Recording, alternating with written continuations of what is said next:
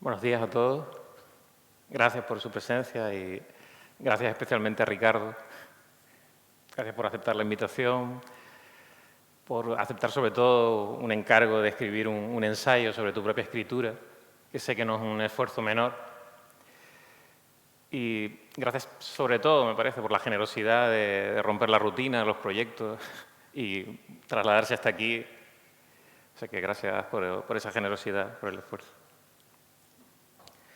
Y también gracias a todos los trabajadores del TEA por permitir que un trabajo como este se convierta en un acto. Bueno, este es el cuarto acto de Encuentros en TEA y me parece que es una buena idea recordar que la intención del ciclo es también que se extienda en algunas publicaciones, esa era la idea original y así va a ser, que se van a publicar unos cuadernos en el que están incluidos todos los ensayos que hemos leído aquí. Y a mí me agrada que sea así porque creo que esos ensayos son la esencia del trabajo que se ha hecho en el ciclo, especialmente el de los autores invitados. Ya solo queda, aparte de este, un último acto en el que estará invitada Selma Ancira, vendrá el 7 de abril. Y para mí es una alegría que esté aquí Ricardo, porque lo considero, y así, más que leerles una bibliografía, es un autor muy conocido y seguramente muy fácilmente van a encontrar sus libros, la información sobre sus libros en Internet. Para mí es una de las voces fundamentales de la narrativa de nuestro país y de nuestro idioma. Creo que cuando en el futuro pensemos la literatura y especialmente la narrativa de nuestra época, necesariamente creo que tendremos que pasar por su narrativa, porque incide en ciertos temas, nos interroga, nos cuestiona de una forma que no es en ningún caso previsible. Puede ser mal comprendida, antes lo estábamos hablando, pero creo que es esencial. Aparte de, yo en mi ensayo me he centrado en unos pocos libros suyos, hay muchos otros, la trilogía del mal es muy conocida, Panóptico, ¿no?, que ya desde el título mira hacia Foucault, por ejemplo. Los dos creo que compartimos también cierta, aparte de educación, pasión filosófica, me parece. El sistema, que es un libro que trato muy brevemente en mi ensayo, pero creo que les recomiendo que lean los últimos libros que ha publicado, No entres dócilmente en esa noche quieta y Horda, que ven aquí. En fin, es un autor al que recomiendo, si no lo conocen, que renueven ese fervor. El acto, como saben, los actos de Encuentros en TEA se dividen en tres partes. Yo voy a leer el ensayo que he preparado, con algunos comentarios, algunas acotaciones. Luego él leerá el suyo, que da título al acto, Locura y Escritura, que es un ensayo espléndido. Y en la tercera parte mantendremos un diálogo, si les apetece, al que también, por supuesto, están invitados. Yo lo he titulado mi ensayo sobre sobre la narrativa de Ricardo Menéndez Salmón, Lección de Anatomía. Ese título, que puede parecer extraño, tiene una justificación y es un cuadro muy conocido de Rembrandt, Lección de Anatomía, del doctor Nicolas Tulp, que para mí cifra de alguna forma su obra.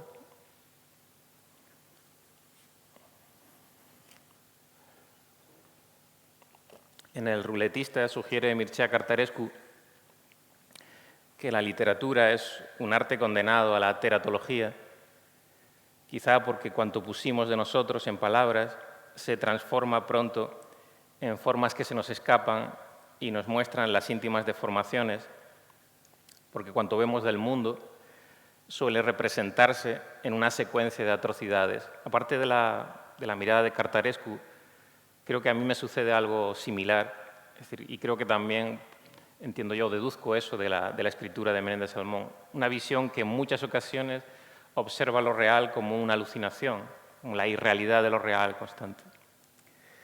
Y eso para mí es también un impulso de escritura y creo que lo es para Menéndez Salmón. Al terminar una novela de Menéndez Salmón tengo la sensación de haber reconocido muchas de las patologías de la condición humana, muchas de sus malformaciones colectivas, como si la novela fuera en sus manos un ensayo que se disfraza de acusación, que avanza hacia lo psicológico, que nos propone una distopía o un pasado que aún nos amenaza, quizá porque ese pasado nunca cesa de repetirse.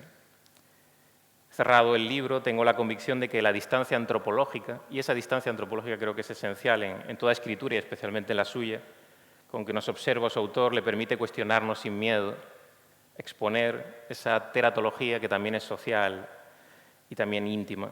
Su objetivo no es el pesimismo, yo no lo creo así, sino el cuestionamiento, como si la novela fuera un nudo de interrogaciones que nos atrapan.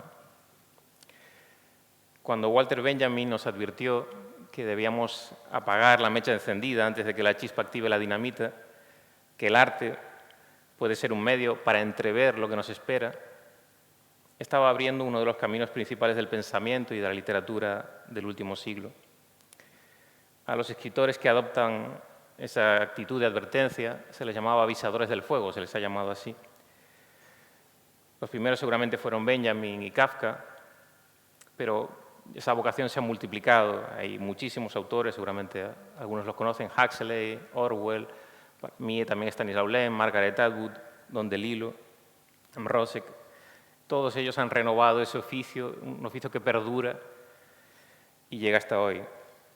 Benjamin nos alertó, por ejemplo, de los disfraces con que la barbarie y el fascismo se presentaban en su época, pero quizá fue Kafka el más preciso de todos, el que nos avisó, digamos, con mayor contundencia,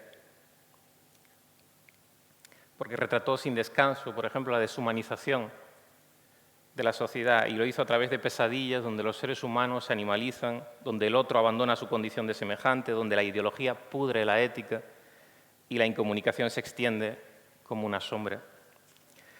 La obra de Menéndez Salmón, al menos aquellos libros que prefiero entre los suyos, creo que pertenece a esa tradición que nos acusa y nos examina, que nos piensa sin complacencia.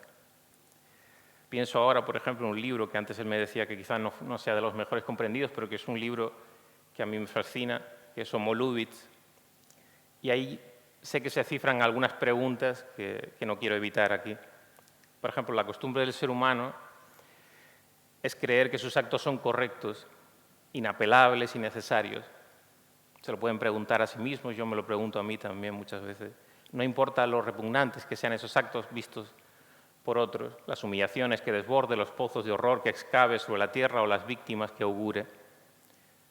Nos gusta creer que existe un orden que justifica la matanza, aunque nos advirtió que a mí hace muchos años que era mejor estar equivocado sin haber matado a nadie que tener razón frente a un montón de cadáveres.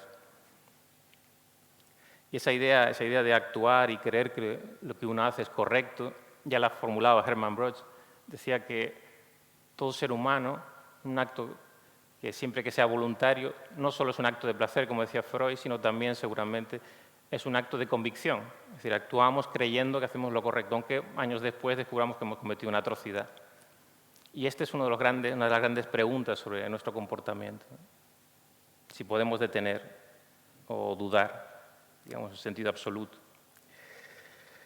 Nos aferramos a ficciones psicológicas para justificarnos, para evitar el vacío atroz de nuestros actos. Inventamos un legislador, por ejemplo, dispuesto a defender la eugenesia, a fatigar los recovecos de la ley, del patriotismo, de la demagogia, a saltar el foso de la moral y plantarnos al otro lado, más allá del bien y del mal.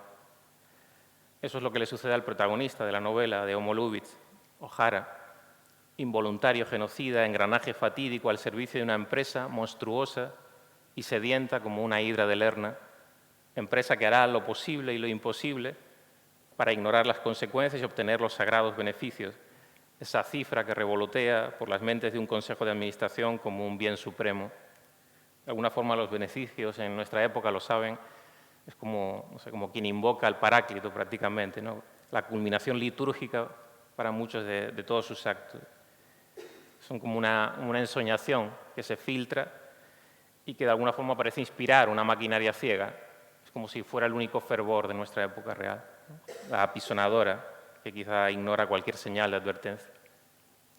O'Hara, por ejemplo, vive obsesionado con el vuelo 9525 de Germanwings, con la imagen sonriente que quizá les suene de Andreas Lubitz, el ejecutor silencioso, el copiloto que estaba perdiendo la vista, arruinado, depresivo y suicida, despreciado por su novia, el hombre que premedita el horror, que saluda a los pasajeros aunque sabe su destino, ese diminuto ser que no acepta su condición, que rechaza la posibilidad de ser nadie, que es una posibilidad tan hermosa a veces, porque todos lo somos, y encuentra en la cabina de un Airbus A320 y en el silencio inmaculado de los Alpes el altar en que depositar esa macabra ofrenda a la nada.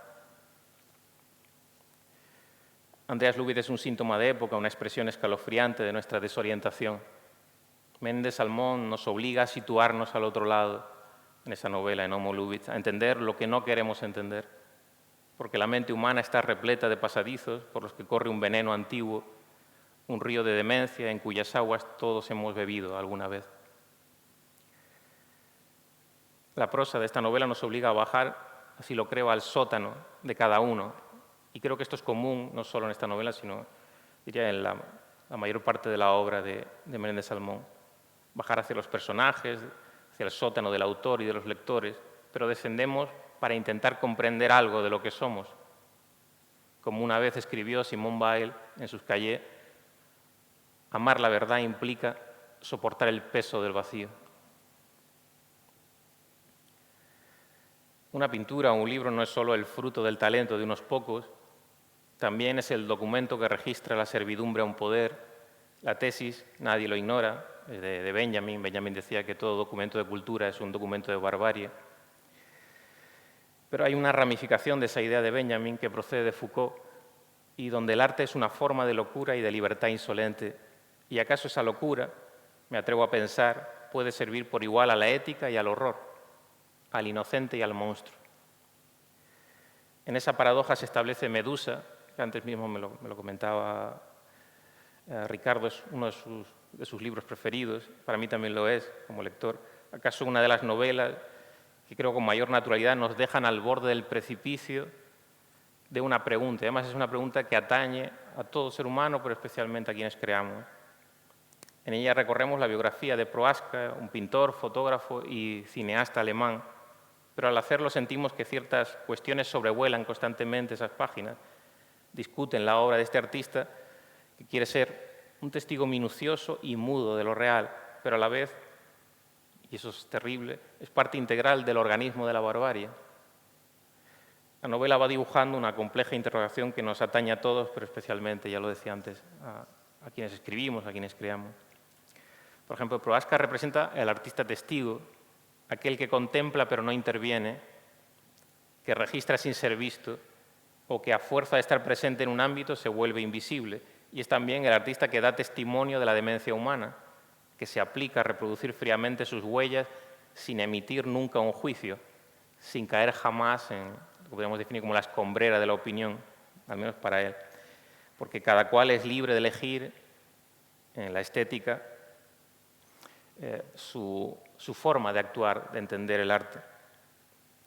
Pero sabemos, cuando entendemos que Prohaska grabó películas para el Reich durante la Segunda Guerra Mundial, que trabajó para el Ministerio de la Ilustración Pública y la Propaganda, el Ministerio de Goebbels, que contempló y registró los horrores del nazismo, quizás su distanciamiento estético ya no nos resulte tan soportable. En realidad, esta novela nos plantea una pregunta, sino múltiples preguntas que no deberíamos omitir. La primera tiene que ver con el compromiso ético de un artista. Podemos, por ejemplo, condenar las obras de Bernini, de Miguel Ángel o de Bramante, porque estuvieron sometidas a un poder religioso que fue durante siglos una representación de la opresión y de la injusticia, obras que fueron encargadas por papas que con una mano daban el perdón y con la otra ejecutaban a sus enemigos. Prohaska no quiere ser, o para ser más exacto, aspira a ser invisible. ¿Es posible esconderse de una obra o es un intento inútil? ¿No estamos nosotros por completo en la forma en que observamos el mundo, por heladora y distanciada que sea, no somos también culpables de aquello que representamos? Prohaska no responde porque el arte, me temo, como bien sabe Méndez Salmón, ofrece preguntas que nos enfrentan sin velos al mundo y a nosotros mismos, pero las respuestas del arte son erráticas o son innecesarias. Esto, que creo que es la tesis también de Méndez Salmón, es, por ejemplo, lo que decía Borges, ¿no? La literatura se detiene en la conjetura. El arte es un organismo interrogador, una grieta en el muro de la verdad, si me gusta verlo, pero no es un repositorio, no puede ser un repositorio de falsas respuestas. Yo creo que el arte debe temer a las respuestas, o al menos a las conclusiones, porque teme que ellas sirvan para levantar nuevas verdades inamovibles, nuevas celdas. Debo decir aquí que siempre que cuestiono la verdad me dicen si no creo en la verdad. Sí creo en ella, creo que es posible, pero tiene que ser una verdad sometida a cuestionamiento constante. Si está solidificada ya se convierte en un error. Pero bueno, luego en la tercera parte lo podemos discutir. Otra pregunta que se deriva de las anteriores en ese libro también es si podemos amar la obra de un artista como Prohaska e ignorar aquello que representa, si podemos aceptar su deflagración sin quemarnos, si existe una forma de entender sus imágenes mientras desatendemos cómo fueron realizadas, en qué condiciones se registraron, si podemos ignorar su existencia misma, era ya alimento para la barbarie. Prohaska, por ejemplo, decide no juzgar al realizar la obra, porque el juicio le obligaría a detenerse, y eso le ha permitido seguir reflejando el recorrido desquiciado de un animal, que somos nosotros, que destruye a sus semejantes desde que tenemos memoria. La otra cuestión, no menos recurrente en la literatura, es la pregunta sobre la interpretación de la obra y del mundo. Prohaska quiere mostrar el mundo tal y como es, en su inocente y aterradora desnudez, y sostiene que el error reside en interpretar tanto la obra como la historia. Es una ampliación interesante.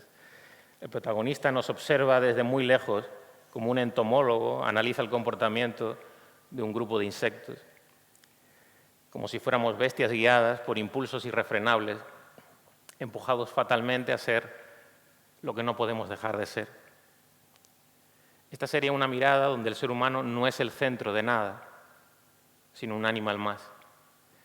Y si piensan en otros autores, en realidad se da en cierta literatura esa mirada que se podría definir como anti-antropocéntrica, donde el ser humano ya no es el centro del mundo, ¿no? Es, por ejemplo, la que es muy visible en ciertos poemas de Szymborska, pero también en algunos fragmentos de Cioran o en algunas ficciones de Lem.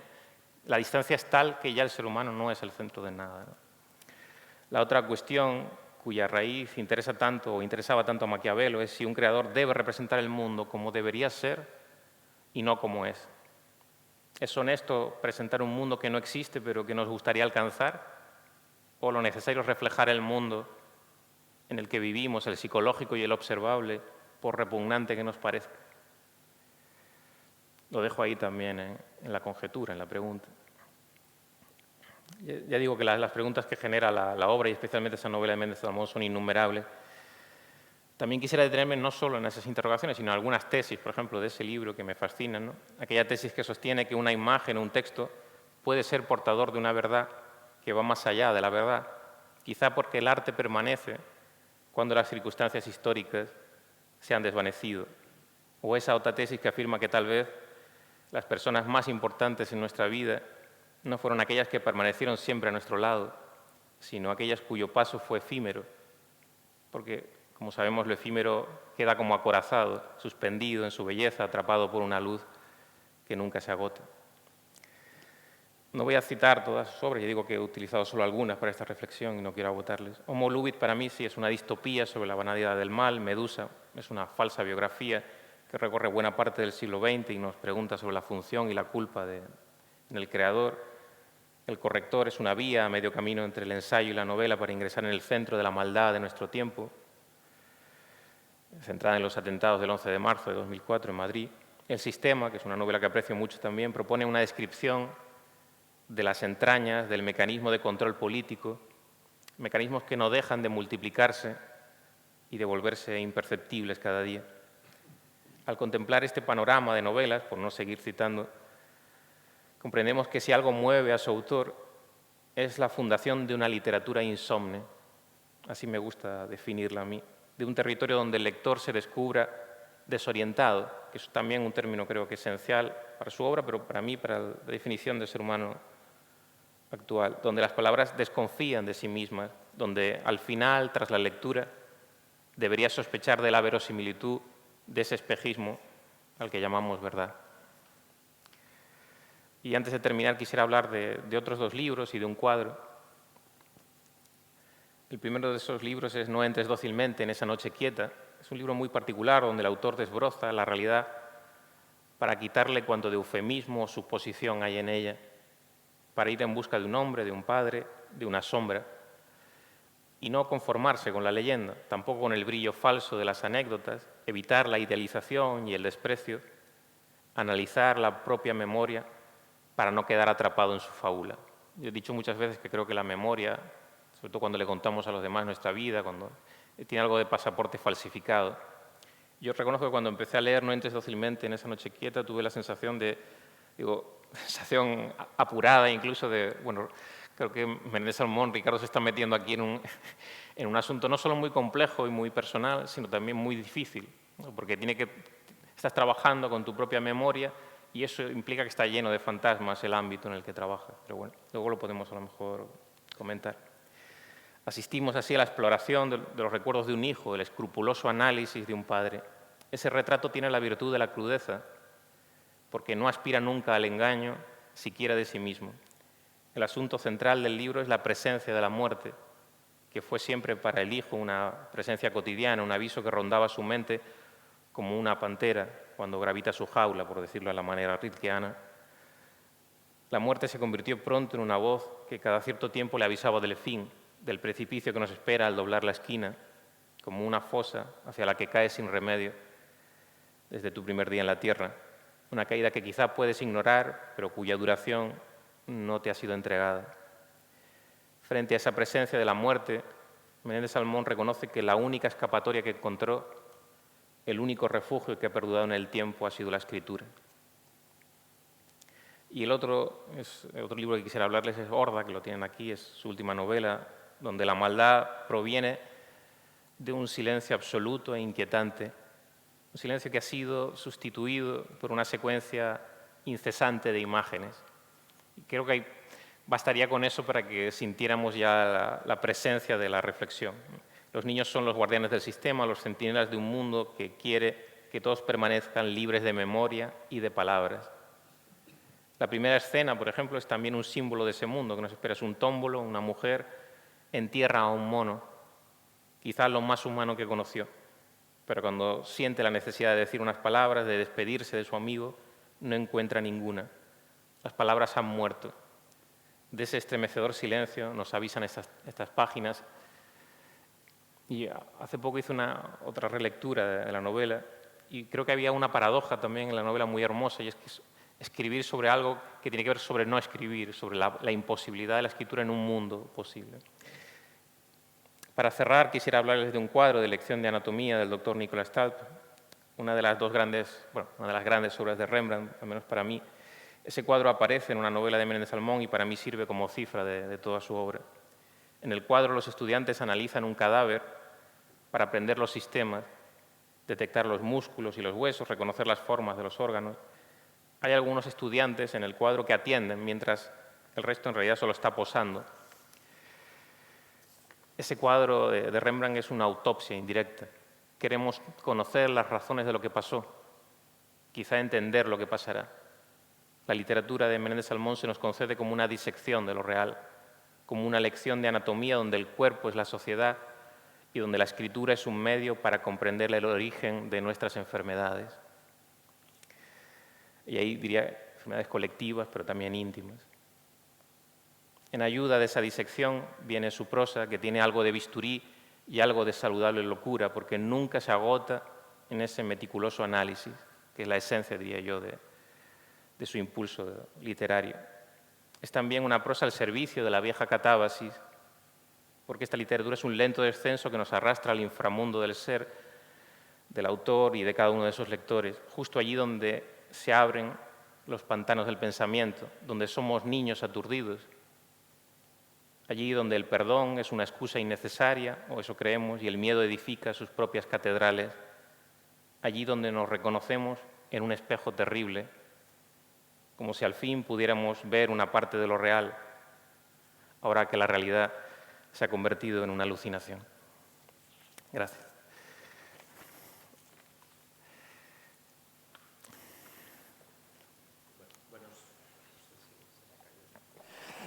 Decía que muchas gracias por vuestra presencia y a pesar de que no es un día sencillo ni una hora sencilla, y muchas gracias a Bruno por lanzarme esta invitación a venir al archipiélago, que es siempre grato para mí. Me gustan hablábamos antes fuera de micrófono, me gustan las islas, me gustan los archipiélagos como se demuestra de hecho en el sistema. Y me gusta encontrarme lectores bueno, sagaces e intensos, ¿no? Creo que el ensayo que Bruno ha puesto sobre la mesa en sus límites es, sin embargo, enormemente ambicioso y me parece que, bueno, que cartografía muy bien buena parte de mis intereses como narrador, como escritor. Me quedo con dos imágenes muy poderosas, ¿no?, que él ha puesto encima de la mesa. La literatura como una especie de enorme mesa de disección en la que bueno, un patólogo o un anatomista intenta detectar las enfermedades del cuerpo individual y del cuerpo colectivo. Y la literatura como una actividad que impide dormir, ¿no?, o impide a los lectores que merecen ese nombre concederse el sueño. Me ha gustado la imagen de una literatura insomne, ¿no?, una literatura que obliga a una especie de interrogación permanente, que huye de la convicción de que hay respuestas inamovibles. Comparto la idea de Bruno de que nada es seguramente tan peligroso como la creencia en una verdad estereotipada, una verdad homogénea. La única verdad que merece la pena es aquella que constantemente está en riesgo de dejar de serlo, ¿no? Yo creo que la literatura que merece ese nombre pues trabaja con esos materiales. Me ha resultado a mí muy grato que la intervención de Bruno haya empezado citando al que para mí yo soy seguramente el más audaz y irremediable, me atrevería a decir, de los escritores europeos, ¿no?, que es Mircea Cartarescu. Nadie en esta sala debería dejar de leer Solenoide, la cual considero seguramente el fruto narrativo más ambicioso que la literatura europea ha puesto encima de la mesa en los últimos 20 o 30 años, ¿no?, y que bueno, es una amplificación y una exhibición en toda regla de buena parte de los problemas que a mí como escritor me convocan. Cuando Bruno me lanzó la invitación, me propuso la idea de escribir un pequeño ensayo, una especie de poética.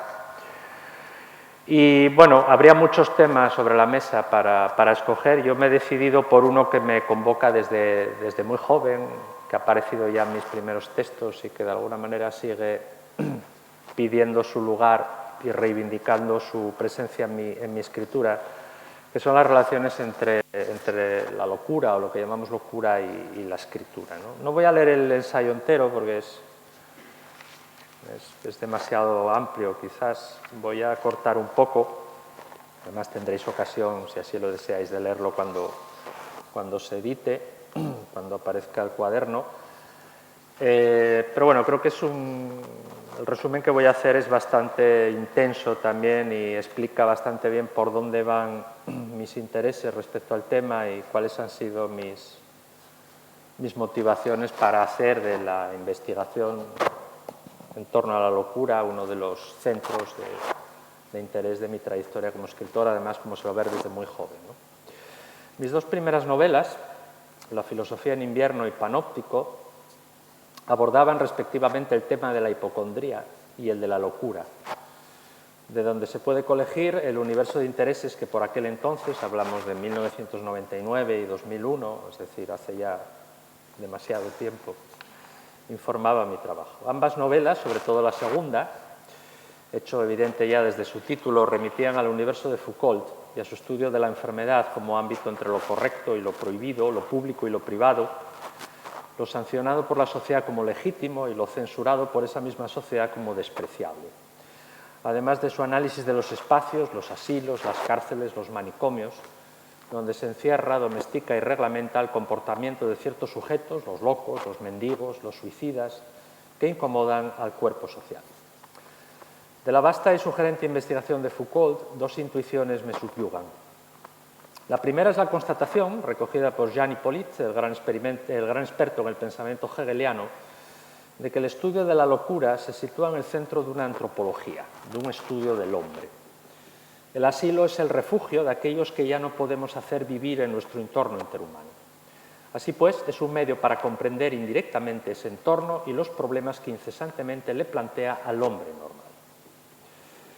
La segunda intuición que me interesa se debe a Georges Canguilhem en su informe previo a la publicación de la tesis doctoral de Foucault, la celebérrima historia de la locura en la época clásica. Escribe Canguilhem: toda la historia de los inicios de la psiquiatría moderna se presenta falseada por una ilusión de retroactividad, según la cual la locura ya estaba incluida, aunque no percibida, en la naturaleza humana. Según Foucault, la verdad es que la locura tuvo primero que ser constituida como una forma de la insensatez, mantenida a distancia por la razón, condición necesaria para que finalmente pudiera ser contemplada como objeto de estudio. En Panóptico intenté rastrear a través de la historia de un plausible hombre infame, un mendigo pederasta con rasgos de genialidad en su escritura, esta arqueología Foucaultiana de la enfermedad mental, como construcción hecha por los detentadores del poder y por los dueños del discurso, si es que poder y discurso no son una y la misma cosa, para preservar sus paraísos. En el texto enfrenté a mi mendigo, que se llamaba Winter, con un psiquiatra, que se llamaba Westenra, para oponer dos cosmovisiones del mundo y dos modos de actuar dentro de él. Lo dionisiaco frente a lo apolíneo, lo irracional frente a lo racional, lo invasor frente a lo comedido, lo inútil frente a lo pragmático, lo audaz frente a lo morigerado, en definitiva, lo insólito frente a lo cotidiano. Mi propósito era mostrar cómo el hombre normal del que habla Jean Hippolyte no existe, o expresado de una forma más contundente, mantenerme fiel a la tesis de Dostoyevsky contenida en sus diarios, en virtud de la cual no es encerrando al prójimo como se convence uno de su propia sensatez. Quizá glosaría hoy porque la sensatez no existe ni a un lado ni al otro del espejo. Y quizá, yendo más lejos aún en la lectura del autor de Crimen y Castigo, porque esa redacción de constantes expedientes acerca de la naturaleza humana en que consiste la literatura me ha enseñado que el escritor es un resistente, un enfermo y un inútil, tres de las caracterizaciones, por cierto, de la normalidad rastreadas por Foucault en su genealogía de los diferentes. El escritor es un resistente porque su motor creativo es el inconformismo. El escritor es un enfermo porque lo ha ganado la tristeza de un mundo en el que no encuentra sentido, pero acerca del que se obstina en reflexionar. Y el escritor es un inútil porque lo que hace no le ayuda a ser feliz ni le convierte en más sabio. Resistente, enfermo e inútil, el escritor es, por lo tanto, un cuerpo peligroso en una sociedad que demanda aquiescencia, gente sana y efectiva, un revelador de cuanto las distintas encarnaciones del poder desearían que se mantuviera en penumbra. En definitiva, un marginal que encajaría bien entre aquellos que históricamente la psiquiatría y la medicina han definido como enfermos. En el año 1982, Don DeLillo publicó una de sus novelas más herméticas, Los nombres, la aventura de un hombre con una profesión excitante, analista de riesgos, en un entorno cautivador, la Grecia insular, y cuya vida de súbito se ve afectada por una conspiración mortal, reveladora de esa forma de ideología típicamente americana, tan querida por DeLillo, que es la paranoia, y cuyos ejes centrales son el poder, los símbolos y el lenguaje, artefacto de aquel y traductor de estos. En un momento de la acción, el narrador de la novela, que se llama James Axton, propone la siguiente idea.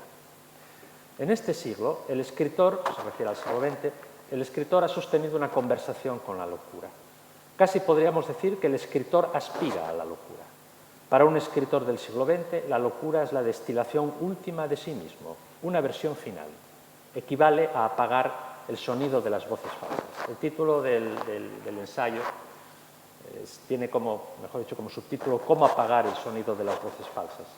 Y se toma de esta idea de DeLillo. Podemos admirarnos de la rotundidad de esta última frase y cómo obliga a una suspensión completa respecto a la lectura tradicional que de la locura se ha hecho. Contrariamente a la idea de que la locura es la palabra sin eco, la puerta que no se abre a espacio alguno, la piedra que no genera ondas en el estanque, DeLillo parece advertir la operación inversa.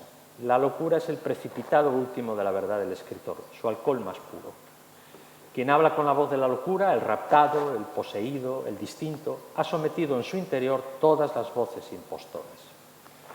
Parece como si el Ión de Platón, el diálogo de su juventud, hubiera vuelto a la vida mediante su advocación rapsódica. Recordemos las palabras que Platón pone en boca de Ión. El tercer grado de locura y de posesión viene de las musas, cuando se hacen con un alma tierna e impecable, despertándola y alentándola hacia cantos y toda clase de poesía, que al ensalzar 1000 hechos de los antiguos educa a los que han de venir. Aquel que sin la locura de las musas acude a las puertas de la poesía, persuadido de que como por arte va a hacerse un verdadero poeta, lo será imperfecto. Y la obra que sea capaz de crear, estando en su sano juicio, quedará eclipsada por la de los inspirados y posesos. En realidad, creo que la intuición de Delilo actualiza en forma casi epigramática una convicción que Freud nos desveló en sus investigaciones seminales. Hace tiempo que, gracias al pensador vienés, fue superada la idea en virtud de la cual la literatura, su sustancia, el logos que la anima, se definiría en virtud de lo que dice o atendiendo a las estructuras morfosintácticas que la nutren. Esa es una tarea reservada a los gramáticos y a los filólogos. A quien hay que interrogar, a quien hay que hacer la visita del casero para servirse de la contundente imagen de Paul Valéry en Monsieur Test, es a ese ser propio de la literatura que se manifiesta con enorme fuerza e intensidad desde el acmé y superación del simbolismo y que alcanza directamente la provincia de la locura y sus más abrumadoras experiencias. Y creo que esa es tarea de los creadores. En la antesala de ese tiempo nuevo, a las puertas de una crisis de fundamentos en todo el ámbito del conocimiento humano, crisis que desde la obra de Gödel afectará incluso a la lógica y a la matemática, ya no es solo el bufón quien institucionaliza la palabra de la locura. El poeta, como Mallarmé, el filósofo, como Nietzsche, por boca de Zaratustra, encienden esa antorcha triunfal. Desvinculado de la moral y de la política, fundador de otra moral, garante de otra política, este sujeto resistente, enfermo e inútil que es el escritor, traslada en forma de siesta del fauno o de pensador troglodita la verdad que al hombre ordinario es incapaz de enunciar y, por descontado, incapaz de tolerar. Tocamos así el corazón del asunto que nos ocupa, al menos desde la perspectiva de la actividad creadora. Y es que la función que ha regido históricamente la literatura sufre un vuelco. Expresémoslo sin ambajes. Desde el siglo XIX, en el entorno insinuado por figuras como las citadas, la literatura muda su sentido. Y lo hace además sin réplica ni involución posibles. El panteón que se derriba ya no admite ser restaurado. Georges Bataille, en un libro decisivo, desde mi punto de vista, La literatura o el mal, expresará esta conquista desde un maximalismo exultante, oracular. Dice Bataille, la literatura es lo esencial o no es nada. La literatura ya no es una clase de discurso destinado a cifrar la verdad o alguna de sus regiones, ni impartir lecciones de moral o de costumbres. La literatura, por descontado, tampoco es ya una escuela de agrado, un lugar de refugio, un sanatorio de almas. Durante el siglo de la Revolución Industrial, de las grandes revoluciones burguesas de 1830 y de 1848, durante el siglo de la Comuna de 1871, la literatura se convierte en ese discurso excepcional destinado a cuestionar el resto de discursos ordinarios. El discurso de la familia, el discurso sentimental, el discurso religioso, el discurso periodístico, el discurso parlamentario. Liberada en sus manifestaciones más altas de cualquier corsé, convertida desde Hölderlin en adelante en una fuerza abrupta, imposible de someter, la literatura se convierte en palabras sin orden, en palabras sin institución, en palabras sin ley. O mejor dicho, la ciencia sin brida se convierte en orden, en institución y en ley. La marginalidad ya no gobierna solo la excepción, sino que también dicta el verdadero ser del lenguaje, su verdad innegociable, su radical mayoritariedad. Al volverse loca, al ser calificada de locura, la literatura inunda el mundo de lucidez. Desde mi punto de vista, es el oxímoron más fascinante de la historia del espíritu. Hölderlin, Blake, Poe, Lautréamont, Jarry, Baudelaire, Nietzsche, Artaud, en todos los transformadores radicales de la experiencia estética por la palabra, la literatura, para tomar conciencia plena de sus posibilidades de metamorfosis, de su poder para apagar las voces falsas, las voces deridas, las voces de los lacayos de lo correcto, lo moral, lo atendible, imita la locura o literalmente se vuelve loca ella misma. Con estos autores amanece una práctica del lenguaje que ya no consiste en celebrar lo sublime, lo fantástico, lo heroico, sino en hacer transparente lo que permanecía oculto, en airear las habitaciones a las que no debía llegar la luz. Prostitutas, vampiros, dandis, degustadores del spleen y de las drogas, precursores del absurdo, asesinos de niños, profetas que vocean en los mercados en busca de inteligencias superiores para advertir que la inteligencia es siempre póstuma, paseantes de un mundo poblado por insectos y monstruos, pero sobre todo por el temible animal intermedio, el feroz ser humano. Esta constelación magnífica nace al calor de un dispositivo literario que ya no tiene por objeto manifestar el fulgor del príncipe o la gracia del amado, sino decir lo inefable, revelar lo prohibido, exhortar a las partes más solares y a la vez demoníacas de la existencia. El loco literario asume un único credo, la obligación de nombrar el secreto común, el abracadabra cancelado. Esta ética descriptiva, imperfecta en su conjugación pero explosiva en sus resultados, cambia sin remedio el paso de la literatura de los 200 últimos años. Más que cualquier otra forma de lenguaje, la literatura pasa a conformar así el discurso de lo indecible, el discurso de lo intolerable. En páginas de una hondura intelectual y de una belleza estilística conmovedoras, Foucault nos ha enseñado que en la Edad Media y hasta el Renacimiento, el debate del hombre con la demencia era un debate dramático que le enfrentaba a los sordos poderes del mundo. La experiencia de la locura se obnubiló entonces en imágenes que trataban de la caída y de la redención, de la bestia, de la metamorfosis, de todos los secretos maravillosos del saber. Pero en nuestra época, la experiencia de la locura se hace en la calma de un saber que, de conocerla demasiado, la olvida. Entre una y otra de esas experiencias, el paso se hace por un mundo sin imágenes ni positividad, en una especie de transparencia silenciosa que deja aparecer como institución muda, gesto sin comentario, saber inmediato, una gran estructura inmóvil. No es ni la del drama ni la del conocimiento, es el punto en el que la historia se inmoviliza en lo trágico que a la vez la funda y la rechaza. La literatura es el seísmo que desmonta esta inmovilidad trágica y restituye a sus actores a la experiencia de la vida, por terrible que dicha experiencia pueda resultar. El elenco de escritores que penetra esta brecha hasta hacerla habitable transita por la senda del vértigo. En la espesura de un mundo que se reclamaba diáfano, ellos solo han encontrado el pudor de una realidad insoportable por retórica. Acostumbrados a concebir al autor como la figura ideológica mediante la que se asume la proliferación de sentido, la circulación reglada y sometida a pautas de ciertos fenómenos culturales, la estrategia de la locura creadora es la contraria. La locura hace estallar desde dentro el continente que la acoge. Las costuras del viejo traje que ceñía el cuerpo de la literatura saltan en pedazos. Una vez más, el rey queda al desnudo. El mito platónico de la caverna, recogido en República, se cierra con una inquietante pregunta que Sócrates, en el contexto fabuloso de la narración, remite a un suceder razonable, interno al acontecimiento sugerido, pero que en el contexto histórico mucho más amplio en el que Sócrates como personaje, Platón como demiurgo y la propia filosofía como drama discurren, está anunciando a los futuros lectores del diálogo el desenlace trágico que todos conocemos. La pregunta con la que Sócrates evoca su propio final y con él el final de la polis ática es la siguiente. ¿No procederían los cautivos a dar muerte si pudieran cogerle con sus manos y matarle al que intentase desatarles y obligarles a la ascensión? Algunos historiadores defienden que Aristóteles, años más tarde, prefirió el exilio en Calcis antes de que la filosofía fuera asesinada una segunda vez.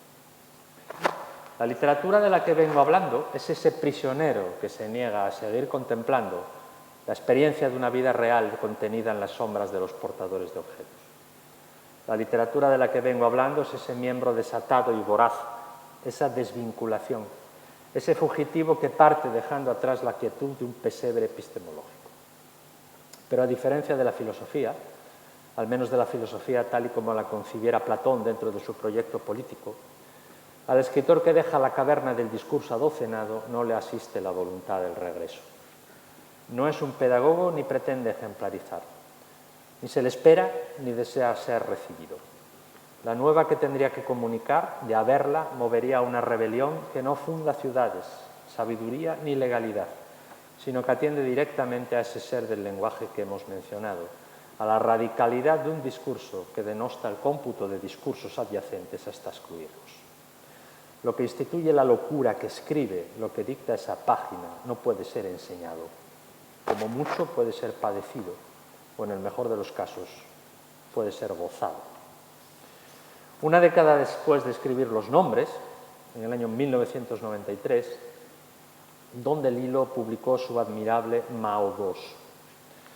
En dicha obra, un novelista llamado Bill Gray, abducido por el tedio de una sociedad del exceso, decide ejecutar la pirueta definitiva, la desaparición, el borrado físico, la conquista del silencio. Siguiendo las enseñanzas del personaje precedente, James Saxton, pero llevándolas hasta un límite sin extremo, el protagonista de Mao II ha asumido una lección definitiva acerca de las cosas y el mundo.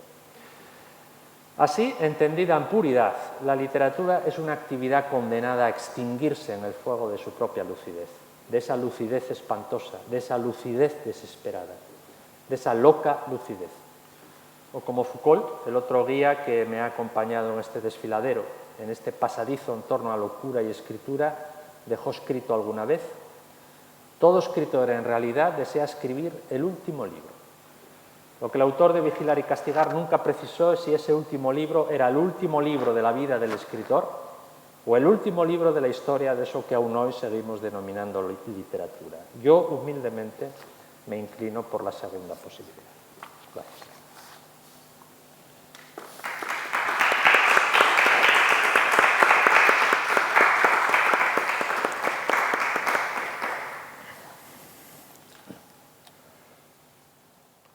Muchas gracias, Ricardo, por él. Creo que a mí el ensayo me parece espléndido, ya lo había leído previamente, pero te agradezco mucho sobre todo la intensidad de la reflexión, lo lejos que llega, como es habitual y natural en tu escritura.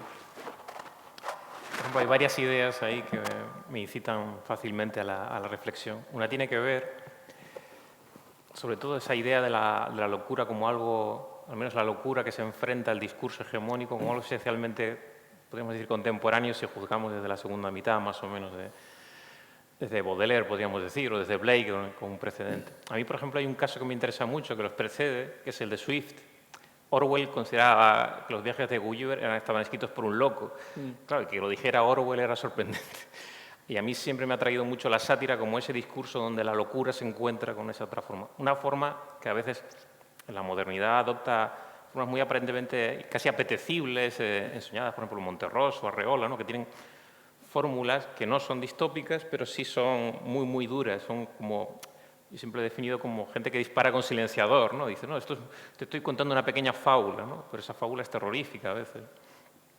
Y me parece que, por ejemplo, en el caso de Swift y de la sátira en general, se daría un posible precedente, como tú has señalado otros, ¿no? De esa mirada que ya sería totalmente contemporánea de la locura como algo que va contra todos los discursos, ¿no? Me parece totalmente certera. Y además, luego habría otra mirada que me parece también cercana, que es la que yo he sentido muchas veces con respecto a la poesía contemporánea también, que en el fondo sigue una misma línea, ¿no? Que es también cuando la poesía empieza a desbordarse por diferentes caminos y estéticas, también está encontrándose con la locura. Se encuentra a veces en aspectos aparentemente formales, ¿no? La irracionalidad controlada, digamos, del lenguaje, que sobre eso habría mucho que discutir, pero sobre todo esa sensación de que es una voz que es otra voz, es una voz que va contra cualquier discurso, incluso contra sí mismo.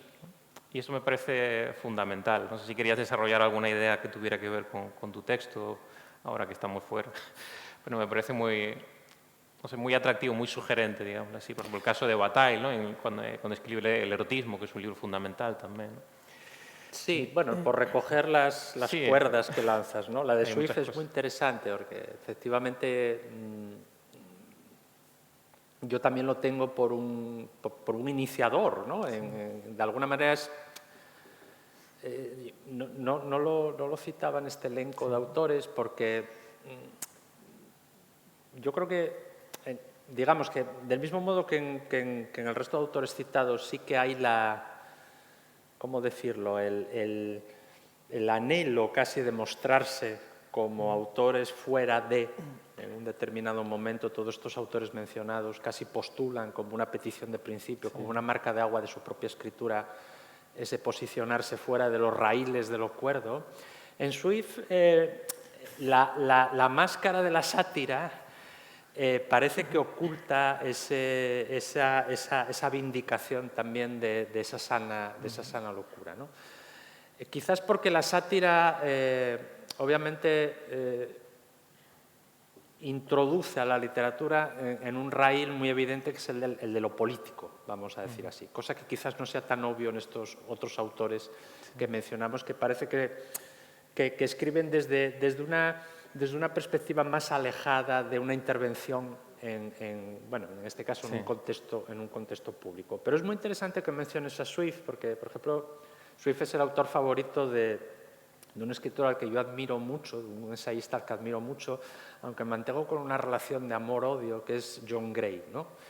Que es una inteligencia muy disolvente, pero que sitúa en Swift el inicio de otro asunto que para mí es central y que además era la otra duda sobre la que pensaba escribir y al final me decidí por locura y escritura.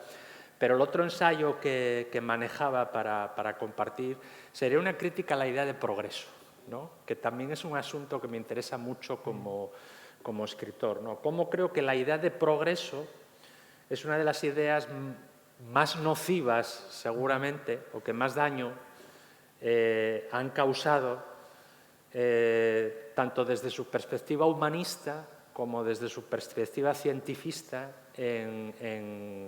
sobre todo desde el inicio del siglo XX hasta ahora, ¿no?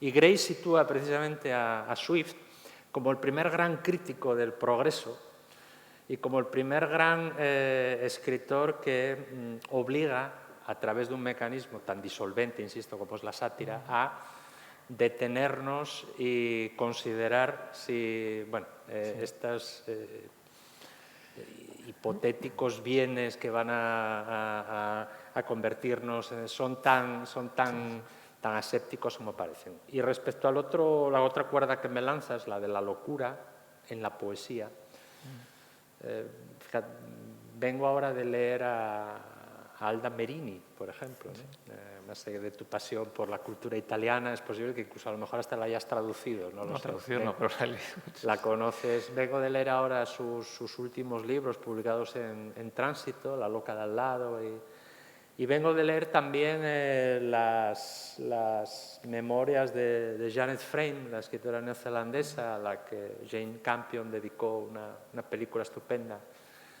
Un ángel en mi mesa. Vengo de leer Rostros en el agua también, que es una investigación sobre su época en los sanatorios mentales de Nueva Zelanda.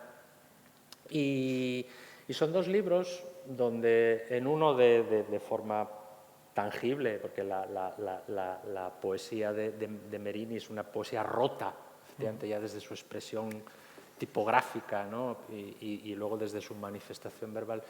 Y en unos términos más de reflexión teórica en el caso de Frame, pero en las dos se da este anhelo también de discurrir fuera de estos raíles de lo cuerdo, de lo sensato, contra los cuales estamos apuntando, ¿no? Bueno, sí, por ejemplo, es que cuando estabas hablando me sugerían muchas cosas. Porque hay una cosa que tiene que ver con la locura y con algunas cosas que estás comentando, que siempre me sucede cuando pienso sobre ese tema. Es un texto de Francisco Alba, que además es un poeta asturiano que yo aprecio muchísimo, no demasiado conocido, pero que solo tiene un libro de prosas así fragmentarias, que se titula Utopía en Estime. Y en ese texto breve, él parte de una noticia. Es una noticia sucedida en los antiguos, posterior a la guerra de los Balcanes, y está centrada en un hospital psiquiátrico, un manicomio.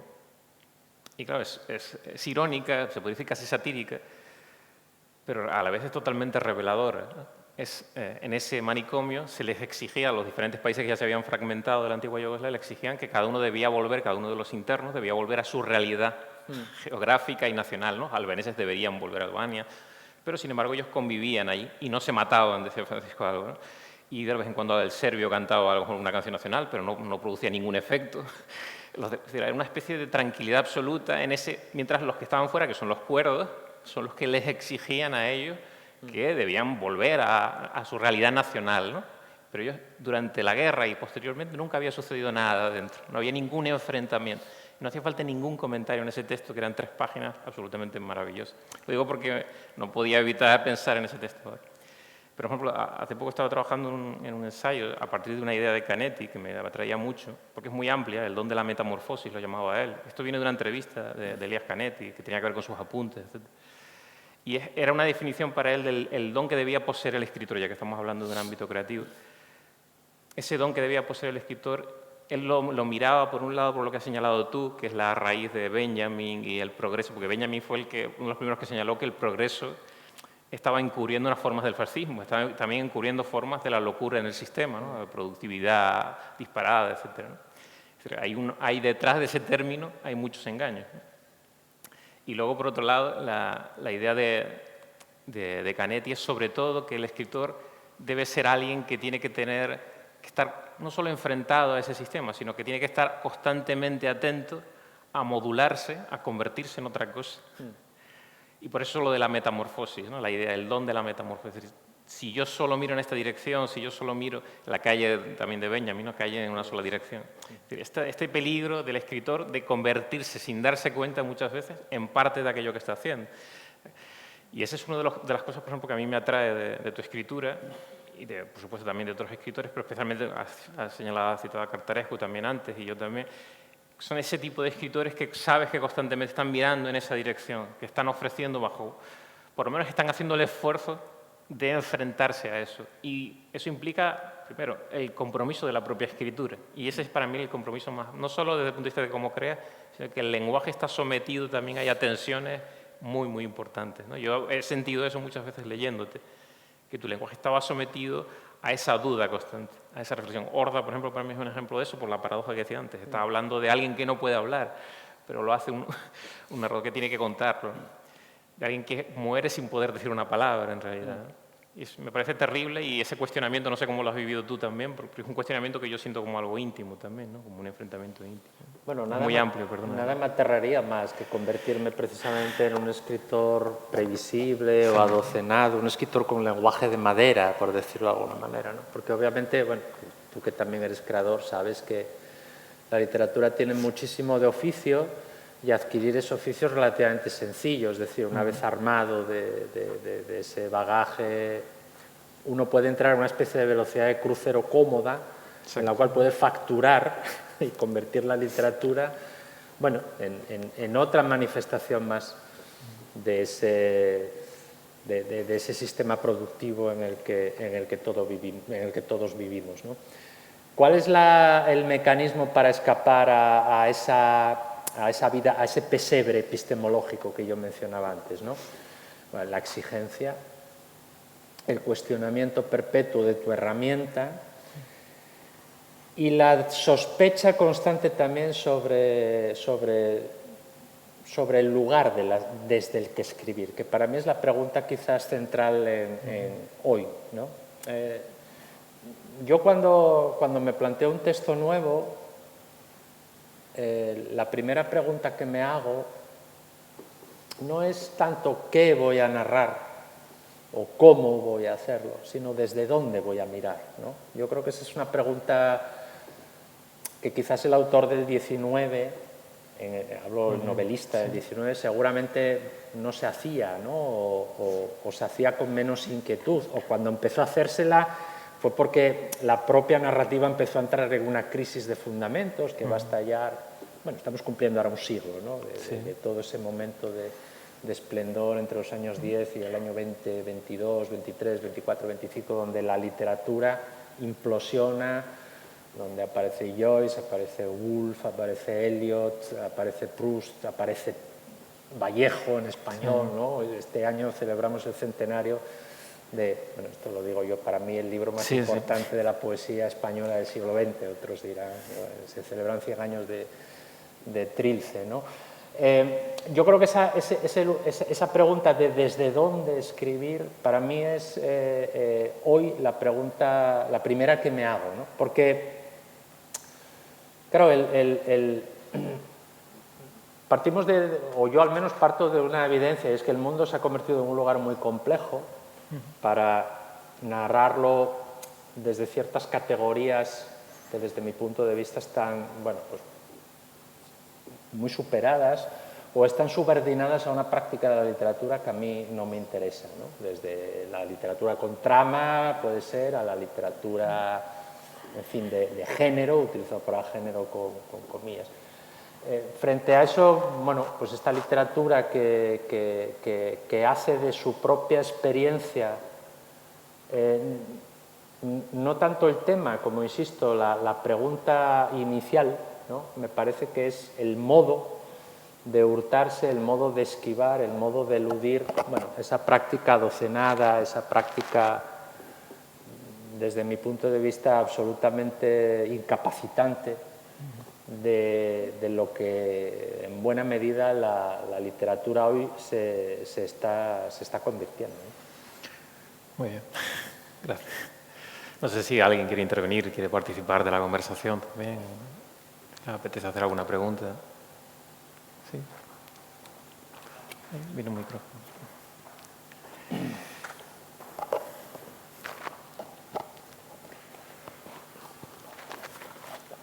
Este pinganillo.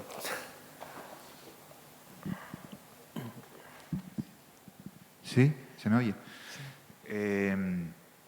Bueno, felicitarles a ambos por este diálogo compartido. Yo creo que han sido dos textos intensos y que han aportado cada uno ideas sumamente interesantes y sobre todo que ha existido un diálogo mutuo entre uno y otro, por lo menos yo lo he percibido así. De alguna manera, lo que quería preguntar ya ha sido respondido en la última intervención del autor, de Ricardo Menéndez, que en estos tiempos tan distópicos, donde ya la locura ha dejado de ser, mejor dicho, algo excepcional y que se analiza incluso desde una perspectiva romántica para ser prácticamente ya la excepción, ya lo difícil es encontrar a alguien que esté mentalmente sano, sea lo que signifique eso. Pero quiero decir que en estos tiempos tan distópicos, justamente la literatura, y pienso sobre todo la literatura escrita en español,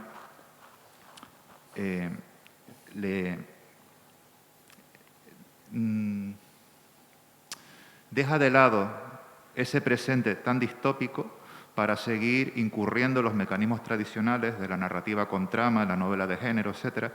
Y de alguna manera yo tengo la sensación como lector que hay un cierto fraude, porque es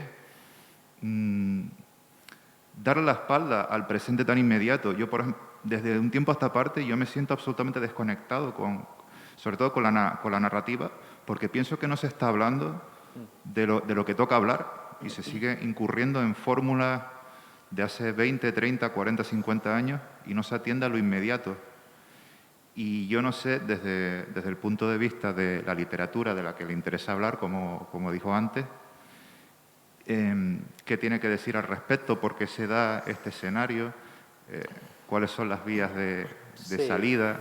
Bueno, yo creo que ese escenario que dibujas se ha dado siempre, ¿no? Es decir, yo creo que cuando hablamos de literatura, claro, digamos el público piensa en todo aquello que adopta forma de libro, todo aquello que tiene un sello editorial detrás, todo aquello que se visibiliza a través de un escritor que va, viene, da conferencias, da charlas. Yo quizás tengo una concepción más reducida o sea, distingo la literatura como esta práctica que estamos intentando verbalizar en esta conversación, ¿no? De aquello que es, bueno, una práctica más mercantil, más industrial, de un tejido cultural muy potente, como es el del mundo del libro, que tiene que alimentarse con muchos títulos, sobre todo en un mercado como el español. Date cuenta que el mercado español literario es muy paradójico, porque Somos uno de los países europeos con la ratio lectora más débil, ¿no? más baja, y sin embargo, desde el punto de vista de la edición, somos una potencia mundial, somos el tercer país del mundo que más títulos publica, ¿no? Es decir, se publican demasiados libros para los lectores Eso genera, yo creo, una sobreabundancia y una sobrevisibilidad de muchos libros que, en mi opinión, no son literatura, son otra cosa, ¿no? Son ese tejido comercial que sostiene un mercado, pero que en realidad muchos de ellos son títulos de puro... Son títulos que se agotan en el puro disfrute de ser leídos, ¿no? Son títulos que cuando uno cierra no dejan pozo, son lecturas horizontales, no son lecturas verticales, ¿no? No estoy diciendo que esa literatura no deba existir, debe existir porque es la única que garantiza la pervivencia de la otra literatura, empezando por una cuestión puramente práctica, ¿no? La posibilidad de que haya una serie de escritores que publiquen su obra con cierta constancia y que tengan el apoyo de grupos editoriales potentes, en buena medida solo es factible si hay ese tejido industrial, ese tejido cultural que permite que se vendan X libros, que se publican X títulos, ¿no? Claro, la mayoría de esos títulos, efectivamente, como tú bien dices, se alimentan de un modo de escribir, de una estrategia narrativa, de una apelación a un lector tipo que comparto contigo que a mí no me seduce lo más mínimo, me resulta completamente ajena, ¿no? Me parecen fórmulas pues completamente ya masticadas, completamente que han tenido su recorrido y cuya satisfacción desde el punto de vista del lector, insisto, se agota, si es que se da, que no siempre se da, en el mero hecho de la lectura, ¿no? No son libros que dejen ese pozo que acompaña a un lector a lo largo de su vida, independientemente de cuándo se haya escrito ese libro y de qué obra y de qué época histórica analice o de qué momento histórico provenga. Y en ese sentido yo sí haría esa distinción. Y hago esa distinción porque sí creo que aún hoy, como en toda época, sí se dan esas estrategias al margen de esa literatura más, bueno, más comercial, más en la cual uno sí puede buscar esas voces que están hablando de lo que sucede hoy en día. Yo no sería tan... O sea, yo sí creo que hoy hay escritores en el ámbito de la literatura en español que están haciendo una apuesta tanto formal como temática por intentar de alguna manera cartografiar ese mundo que nos toca vivir, ¿no? Fíjate, a mí la imagen que más me gusta del escritor es la del escritor como una especie de sismógrafo, ¿no? Yo creo que el escritor que merece ese nombre es aquel que de alguna manera, eso, como un sismógrafo, es capaz de detectar cuáles son las líneas de tensión reales del mundo que nos toca vivir, ¿no? Es el que es capaz de dibujar esa gráfica de las placas tectónicas que se están moviendo y que la mayoría de nosotros no percibimos. Es una especie de antena conectada, ¿no? Con la frecuencia que realmente, en la frecuencia que realmente transmite la realidad, ¿no? Lo que pasa es que, insisto, yo creo que esa siempre ha sido una frecuencia sintonizada por pocos escritores, ¿no? Y que quienes dibujan en buena medida la imagen que de la literatura trasciende o llega al conjunto del público no son precisamente esas voces, pero sí creo que son esas voces las que luego de alguna manera quedan y perfilan las líneas de fuerza que van a permitir escribir un relato creíble y sostenible de lo que ha sido la literatura, ¿no? Aquí hemos citado algunos, ¿no? Yo mencionaba la figura de Cartarescu, ¿no? Cartarescu, claro, desde el punto de vista de una recepción, digamos, estandarizada de la literatura, es un autor desconcertante, ¿no? Es un autor que provoca en el lector, digamos, tipo, una sensación esteratológico, por utilizar el término con el que arrancaba Bruno su intervención. Cuando uno penetra en las 50 primeras páginas de Solenoide, por ejemplo, la primera impresión que tiene es de que ha caído en un pozo de locura, precisamente, ¿no? Necesita un mapa para moverse por ese territorio, ¿no? Pero yo sí creo que hay en la literatura contemporánea escritores que están moviéndose por esas líneas de tensión, de fuerza. Lo que pasa es que hay que buscarlos, hay que indagar y posiblemente no estén en esa literatura, ni siquiera en el canon están. El canon muchas veces, que es un tema que quizás también podríamos hablar de él, el canon tampoco es precisamente muchas veces el mejor depósito de las líneas más interesantes de la literatura, ¿no? Danilo Kiss, otro escritor al que yo admiro Enciclopedia mucho. de los muertos. Enciclopedia de los muertos. Danilo Kiss decía que el talento consiste precisamente en la desviación del canon, ¿no? Un libro que precisamente se llama Lección de Anatomía, donde él ajusta cuentas con los teóricos de la literatura de la Yugoslavia que a él le tocó vivir, que obviamente le masacraron porque veían en él un escritor absolutamente antisistema e incomodísimo desde ese punto de vista, ¿no? Pero bueno, yo creo que siempre hay motivos siempre hay razones para la esperanza, porque siempre hay escritores que navegan en esa frecuencia insólita que mencionábamos. Hace poco lo hablaba, eso que comentabas del canon, con Iván Cabrera Cartaya, un escritor de aquí, que estábamos discutiendo sobre ese tema. Él decía que había cierta utilidad en el canon, y bueno, yo respeto esa idea, pero yo siento todo lo contrario. Lo que habría que hacer es una voladura, no sé si controlada o no, de ese canon, o por lo menos una descomposición absoluta. Es decir, cada uno al final va a generar su canon como genera su tradición, como algo personal. Sí, yo, al hilo de esto que mencionas, por ejemplo, cuando pensamos en la literatura en español, claro, los españoles tenemos una visión todavía de metrópoli, ¿no? Y tenemos una visión muy etnocéntrica. Y si tú me preguntas dónde se está haciendo hoy la literatura más interesante en español, yo te diría que en los últimos 20 años no se está haciendo en España, ¿no? Yo creo que la literatura mexicana, la literatura colombiana, la literatura, incluso cierta literatura centroamericana, estoy pensando en países muy pequeños como El Salvador, por ejemplo, es una literatura extraordinariamente más potente desde mi punto de vista, tanto desde el punto de vista de la audacia en la estructura como de cómo se concreta, de cómo encarna en historias de la que hacemos en nuestro país. ¿Por qué? Bueno, quizás porque son sociedades más en las que todavía suceden cosas, ¿no? Frente a una sociedad tan envejecida como la nuestra, una sociedad donde yo creo que la cultura juega más un papel muchas veces de trampantojo, de decorado, ¿no? Yo creo que la cultura en Europa, bueno, es un traje que nos vestimos con gusto, porque viste bien, porque nos habla de nuestra edad, de cierta ancianidad, ¿no? Y de alguna manera también justifica todo ese enorme palimpsesto que es la cultura europea, pero que quizás desde otra perspectiva está mucho menos viva, es mucho menos plástica, es mucho menos urgente, es mucho menos proteica, es mucho menos sujeta a metamorfosis, por utilizar el término que introducía Bruno a propósito de Canetti, que lo que sucede en sociedades mucho más vertiginosas como pueden ser las sociedades de América Latina, ¿no?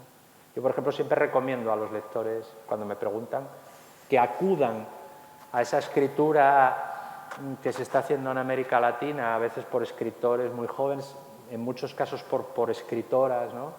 Que creo que es extraordinariamente refrescante y extraordinariamente seductora, ¿no? Frente a una literatura más, creo, más anquilosada como es la que se hace en España.